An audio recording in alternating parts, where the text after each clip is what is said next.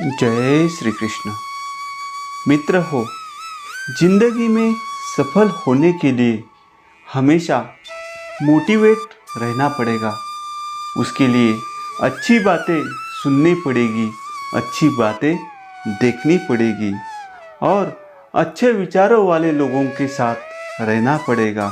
आज हम देखने वाले हैं अपने भविष्य के लिए ज़्यादा वक्त क्यों देना चाहिए और कैसे देना चाहिए। 20वीं सदी के कारोबारी दुनिया में इस बात पर आम सहमति थी कि निगमों को नियमित तौर पर रणनीति बनानी चाहिए। लोगों को अपने स्तर पर लक्ष्य स्थापित करने के लिए प्रोत्साहित किया जाता था। 21वीं सदी में हालांकि परिस्थिति बदल गई है। आज हर व्यक्ति को एक कंपनी की ही तरह निजी रणनीति की योजना बनाने की नियमित प्रक्रिया में भाग लेना चाहिए। निजी स्तर पर रणनीति की योजना बनाते वक्त आप खुद को कारोबारी कंपनी की तरह देखते हैं। इस नज़रिए के साथ आप जिंदगी के हर क्षेत्र के लिए ज़्यादा विस्तृत और लंबे वक्त की योजना तैयार करते हैं। आज आपको भविष्य की योजना के लिए ज़्यादा वक्त देना ही चाहिए। अपने भविष्य के सपनों को हकीकत बनाने के लिए ज़रूरी कदमों की योजना बनाने के लिए आपको ज़्यादा ऊर्जा और प्रयासों का निवेश करना चाहिए। आपको पहले की तुलना में अपना बेहतर प्रबंध करना चाहिए। आपको अपने साथ होने वाली हर बात पर पूरा नियंत्रण हासिल कर लेना चाहिए।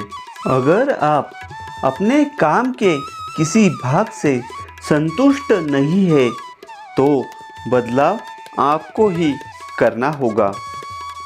एक महान व्यक्ति ने कहा है, न कभी शिकायत करो और न कभी सफाई दो। अगर आपकी ज़िंदगी या काम में कोई ऐसी बात है जिससे आप संतुष्ट नहीं है तो बस उसकी शिकायत करते रहने में ही वक्त न गवाए। इसकी बजाय इसे बदलने के लिए कोई कदम उठाए। समस्याओं के सागर से निपटने के लिए हथियार उठा लो और उनका विरोध करके उसे खत्म कर दो। अपने साथ होने वाली हर बात और आप जो कुछ भी बनने वाले हैं उसकी जिम्मेदारी को स्वीकारें। यह कई लोगों के लिए बहुत ही चौंकाने वाली बात है। यह डराने वाले भी है और उत्साह बढ़ाने वाली भी है। जरा कल्पना कीजिए, आप आज जहाँ और जिस हाल में है इसलिए कि आपने ऐसा फैसला किया था। आप बाकी की ज़िंदगी में जो कुछ भी हासिल करेंगे उसका निर्धारण इस बात से होगा कि आप क्या कदम उठाते हैं या उठाने से चूक जाते हैं। आप जिम्मेदार हैं। आपके ही हाथ में कमान है। पूरा नियंत्रण आपके हाथ में है। आप अपने खुद के बॉस हैं और आप क्या हासिल कर सकते हैं इसकी कोई सीमा नहीं है, सिवाय उस सीमा के जो आप अपने दिलो दिमाग से अपने लिए तय कर देते हैं। जब आप खुद को एक निजी सेवा निगम के तौर पर देखने लगते हैं तो आप अपने आप को उन तमाम लोगों से अलग कर लेते हैं जो यह सोचते हैं कि वे किसी और के लिए काम कर रहे हैं। जब आप अपने करियर की कमान को थाम लेते हैं। आप निजी रणनीति की योजनाओं के बारे में सोचने लगते हैं। किसी बड़े कारोबारी घराने की तरह आप लंबे वक्त के लिए योजनाएं बनाने लगते हैं।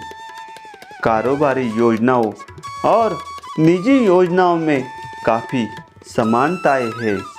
किसी भी कारोबार की रणनीतिक योजना का उद्देश्य कारोबार में निवेशित इक्विटी पर ज़्यादा से ज़्यादा कमाई होता है। तमाम रणनीतिक योजनाओं और कदमों का उद्देश्य कंपनी के संसाधनों और गतिविधियों की जमावट के साथ उन्हीं संसाधनों से कंपनी को ज़्यादा कमाई दिलाना होता है। सामान्य शब्दों में रणनीतिक योजना का उद्देश्य काम की तुलना में परिणाम को बढ़ाना होता है।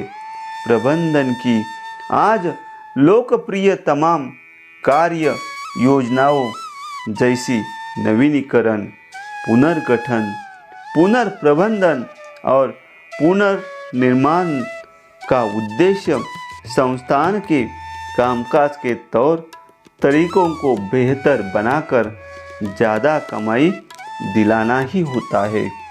उनका उद्देश्य उत्पादन को बढ़ाना और निवेश पर लाभ को बढ़ाना ही होता है। जैसे किसी कारोबारी में पूंजी निवेश पर कमाई को लाभ की संज्ञा दी जाती है, ठीक उसी तरह आपके लिए लाभ यानी ऊर्जा के इस्तेमाल से हुई अतिरिक्त कमाई है।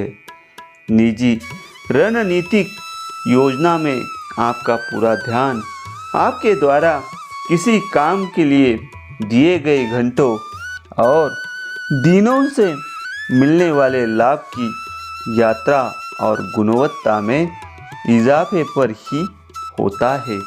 इसके लिए रणनीति के तहत आप अपनी निजी जिंदगी का नियोजन और पुनर्नियोजन करने के अलावा अपने कामकाज के तौर तरीकों को भी उसी लिहाज से सुधारते हैं।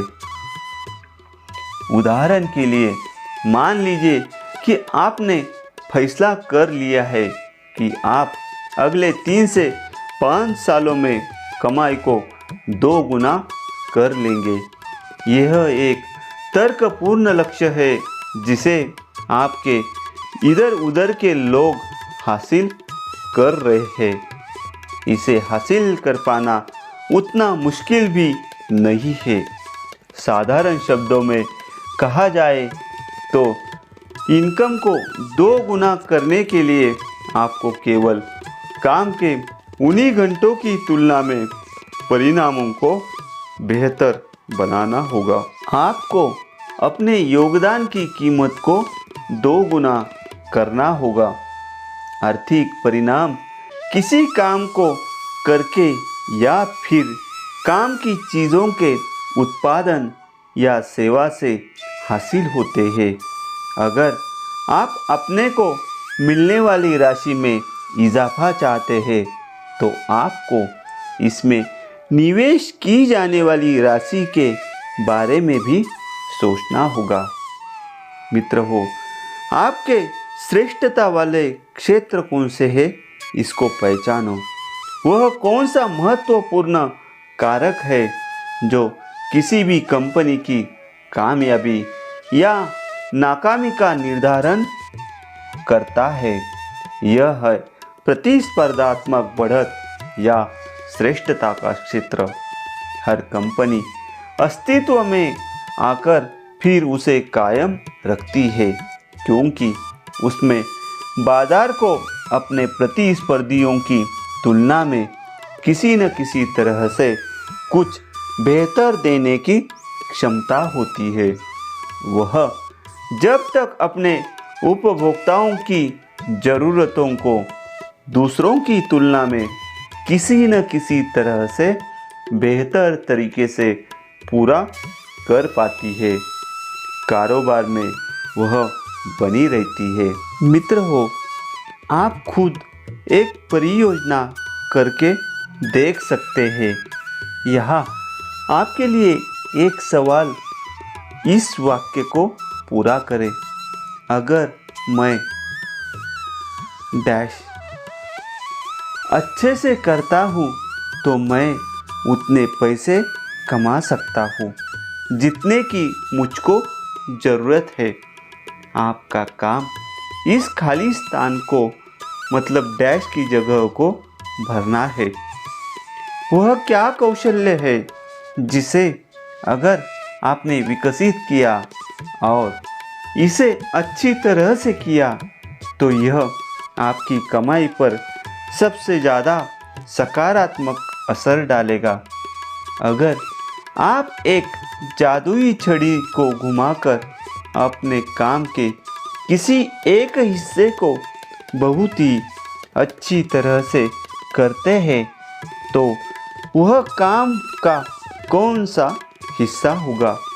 आपका जवाब चाहे जो हो, यही वह की रिजल्ट एरिया है जिस पर आपको तत्काल काम में जुट जाना चाहिए।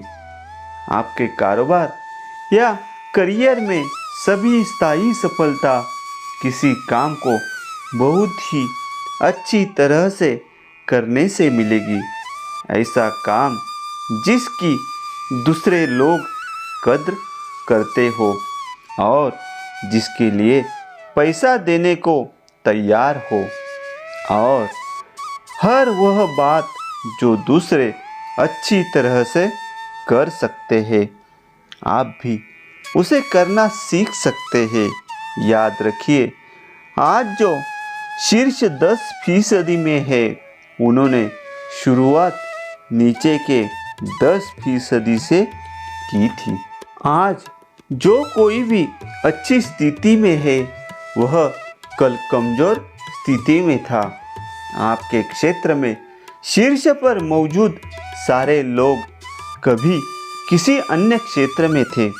जिंदगी की दावत की कतार में आगे रहने और सभी बढ़िया बातें हासिल करने का रास्ता बहुत आसान है। सबसे पहले कतार में लग जाए। शीर्ष 10% लोगों में स्थान बनाने का संकल्प कीजिए, चाहे उसके लिए कितना भी वक्त लग जाए। दूसरा, कतार में बने रहे। एक बार आप निजी स्तर पर बेहतरी की ओर बढ़ने लगते हैं तो लक्ष्य तक पहुंचने तक सीखना और अभ्यास करना जारी रखिए। आपके लिए एक अच्छा समाचार, जिंदगी की दावत की कतार गतिमान है।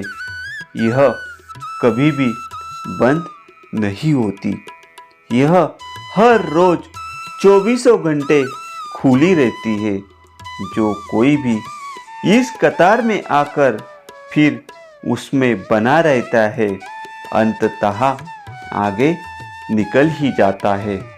शीर्ष 10% लोगों में आने से आपको आपके अलावा कोई भी नहीं रोक सकता। उसे आप ही जिम्मेदार है। दोस्तों, ऐसी ही मोटिवेशनल बातें सुनने के लिए चैनल को सब्सक्राइब करो और कमेंट में लिखो, जय श्री कृष्ण।